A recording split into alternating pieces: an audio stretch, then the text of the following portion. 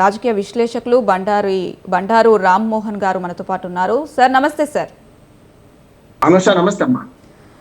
Sir మనం చూసుకున్నట్టయితే విజయసాయిరెడ్డి రాజీనామా చేసిన తర్వాత మొన్న అంటే 3 రోజుల క్రితం షర్మిలాని కలవడం జరిగింది. ఈ వైఎస్ జగన్కు షర్మిలకు మధ్య ఇప్పుడు పచ్చగట్టేస్తే బగ్గుమనే సందర్భాలు మనం చూసాం. ఇలాంటి సిచ్యువేషన్లో రాజీనామా చేసిన తదుపరి షర్మిలాని కలవడానికి గల కారణాలు ఏమైండొచ్చు అంటారు? అనుష గారు, మీకు స్వతంత్ర టీవీ ప్రేక్షకులు నమస్కారం. నమస్కారం సార్. శ్రీశ్రీ గారు గతంలో కవిత చెప్పారు. నాకు కొంచెం వ్యక్తిగతంగా మాట్లాడే ఇష్టం ఉండదు, కానీ ఆయన మాటను సమర్థించుకొని మాట్లాడుతున్నాను. ఎందుకంటే ఎవరెవరి ప్రైవేటు బతుకు వారి వారి సొంతం, పబ్లిక్ లో నిలబడితే ఏమైనా అంటాం, Tom Tom Tom Tom Tom Tom అన్నారు. పబ్లిక్ లో ఫిగర్లు వచ్చిన తర్వాత వ్యక్తిగత విషయాలు కూడా రాజకీయం అవుతాయి ఖచ్చితంగా. విజయసాయి రెడ్డి గారు కుటుంబ స్నేహితులు రాజశేఖర్ గారి నుంచి ఉన్నారు. అట్లాగే వారి జగన్మోహన్ రెడ్డి కంపెనీలు అనేది ఆడిటర్ గా వారే ఉన్నారు. రాజకీయంగా 2 సార్లు రాజ్యసభ సభ్యత్వం. అట్లాగే కీలకంగా జగన్మోహన్ రెడ్డి గారు చెప్పినట్టే విజయసాయి రెడ్డి గారు మాట్లాడితే జగన్మోహన్ రెడ్డి గారు చెప్పినట్టే భావించినప్పుడు కదా. అన్నా చెల్లెలు కలిసినప్పుడు అంటే వేరే ఉన్నట్టు. కాకపోతే ఏంటంటే కలిసినప్పుడేమో జగన్ విడిచిన బాణాన్ని అని ఆమె తెలంగాణలో అప్పుడు పాదయాత్ర చేసినప్పుడు తిరగడం, ఆ తర్వాత అధికారంలోకి రావడానికి ఆమె కూడా ఒక రకంగా చెప్పినట్టు సగ భాగం ఆమె పంచుకోవడం. కాకపోతే పురుషాధిక సమాజంలో అనుష గారు ఎప్పుడు కూడా ఇద్దరు ఉంటే, ఆడ మగ ఉంటే ఒకే తండ్రికి వారసత్వంగా మగవాడి రాజ్యం వెళ్తున్నాం చూస్తున్నాం కదా. ఇందిరాగాంధీ కుటుంబం చూడండి, ఇప్పుడు ప్రియాంక గాంధీ, రాహుల్ గాంధీ ఉన్నారు. ఎవరు మొదలు రాహుల్ గాంధీ ఫెయిల్ అవుతారు అనుకున్నప్పుడు ప్రియాంక గాంధీ తుర్పముఖంగా చేస్తున్నారు, అంతే కదా. అంతేందుకు మనకు శరద్ పవార్ కూతురు ఒక్కతే ఉన్నది కనుక రాజకీయాల్లోకి వచ్చింది. మీరు చూడండి మొత్తం రాజకీయాల్లో ఇక్కడి నుంచి అక్కడ దాకా కేటీఆర్, కవిత అట్లా చూడండి. కనుక ఏదైనా సరే మగవాళ్ళే రాజ్యం చేస్తున్నారు కనుక నాకెందుకు ఉండదు అనే భావన షర్మిలకు ఉంటది కదా.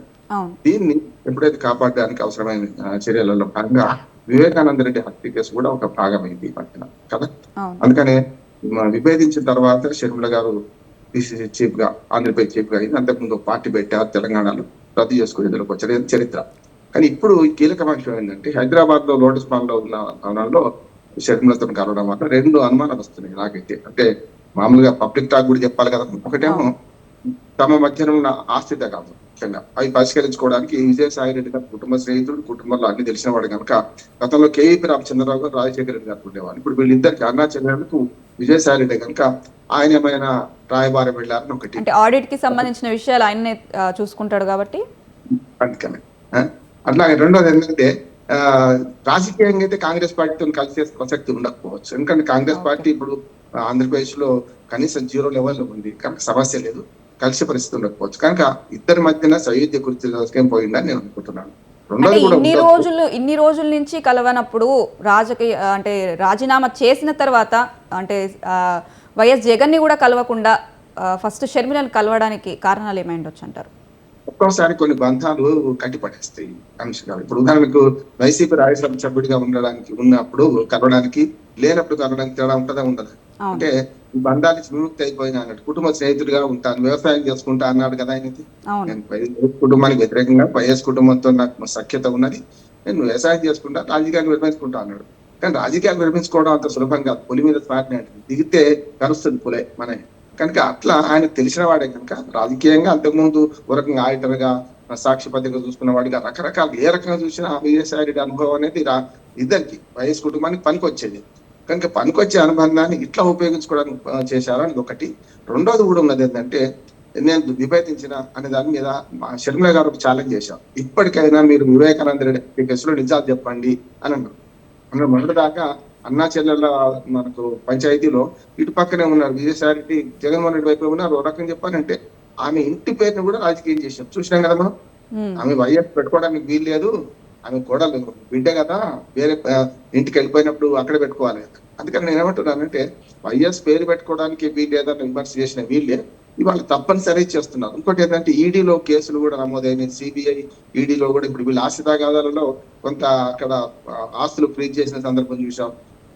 మన విజయసాయి రెడ్డికి తెలిసే ఈ ఆస్తులు బదలాయిపోయింది కొన్ని జగన్మోహన్ రెడ్డి పేరు మీద, ఇవన్నీ ఉన్నాయి కనుక ఒకటి ఆస్తి తగాదాలు కావచ్చు. రాజకీయంగా ఏముంటుంది, ఎట్లాగూ షర్మిల గారు కాంగ్రెస్ పార్టీలో ఉన్నారు, ఇప్పుడు కొత్తగా మారేది ఏం లేదు కనుక అన్నకు సహాయం చేయమని అడగడానికి అయితే ఇప్పుడు అవసరమే లేదు, ఎందుకంటే ఎన్నికలు కూడా లేవు కదా.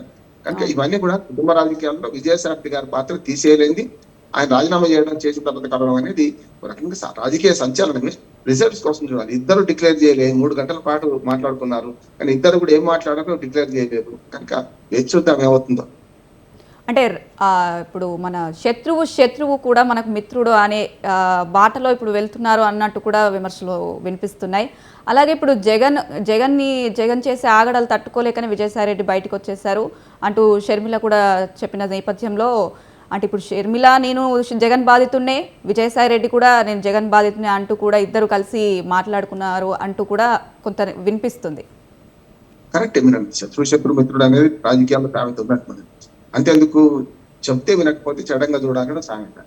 కానీ చెడంగా చూస్తే తను కూడా చెడిపోతారు కదా. అందుకనే ఇప్పుడు విజయసాయి రెడ్డి గారు మద్రాసులో ఉండి చెన్నైలో కొద్ది రోజులు ఉండి అలిగి దూరంగా ఉన్నప్పుడు అధికారం కోల్పోయినప్పుడు ఇక 7 నెలలుగా జరిగిన సార్లు చూసుకుంటే తన భార్యను జగన్మోహన్ రెడ్డి ఇద్దరు పోయి కాళ్ళు పట్టుకున్నారని, లేకపోతే క్షమించమన్నారని, ఆయన కొంచెం ససేమీరా అన్నారని అనేది ఒకటి వినిపిస్తుంది మనకి. అది కూడా చెన్నైలో ఉన్నప్పుడు ఈ 5-6 నెలలు. కనుక ఇవన్నీ కూడా సహజమైన కుటుంబంలో ఆయన పాత్ర విజయసాయి పాత్ర తీసేయలేదు, అన్నాచర్లను కాకుండా తీసేయలేదు. కనుక ఇవన్నీ ఊహించుకోవచ్చు. దాని చుట్టూ రకరకాల కథలు ఆలోచన నేను చెప్పాను ఇంతకుముందే. కనుక ఇద్దరు ఆస్తికాలు తెలుసడానికి ఏమైనా కానీ సెటిల్ చేసుకోండి అని. ఇప్పుడు ఇంటి దొంగ ప్రాణహాని అయిన సామెత అనుష. ఎందుకంటే మిగతా వాళ్ళందరినీ ప్రపంచానికి గెలవచ్చు, కానీ ఇంట్లో పోరాటం గెలవడం, కూతురు కోడలు తండ్రి బిడ్డ వీళ్ళ పంచాయతీలో మనం ఇంట్లో ఓడిపోతాం. చాలా మంది రాజకీయాలు గెలిచి ఇంట్లో ఓడిపోయిన సందర్భాలు చూస్తాం. ఎన్టీ రామారావు గారు చూడండి, ఇప్పుడు లక్ష్మీపార్వతిని పెళ్లి చేసుకున్న తర్వాత మొత్తం పార్టీలో ఎంతకాలం వచ్చిందో కదా. అందుకనే ఒక్కోసారి అన్ని అనుకూలించినా కూడా ఇంటి పోరు ఇంతింత కాదయా అని పద్యం ఉంది కదా. అట్లాగే మనకు ఇంటి పోరు కూడా ఒకసారి కష్టం అవుతుంది. చెల్లెలు దూరం అయింది కనుక దాన్ని వీక్ అయింది. ఇప్పుడు కుటుంబ సభ్యులు వీక్ అయినప్పుడు వ్యతిరేకమైనప్పుడు కుటుంబం కూడా వీక్ అవుతుంది కదా. అదే జరిగిందని నేను అనుకుంటున్నాను. దానిలో ఈయన సయోధ్య కుదిరిస్తే మంచిది, లేకపోతే ఇంకేం జరుగుతుందో చూద్దాం.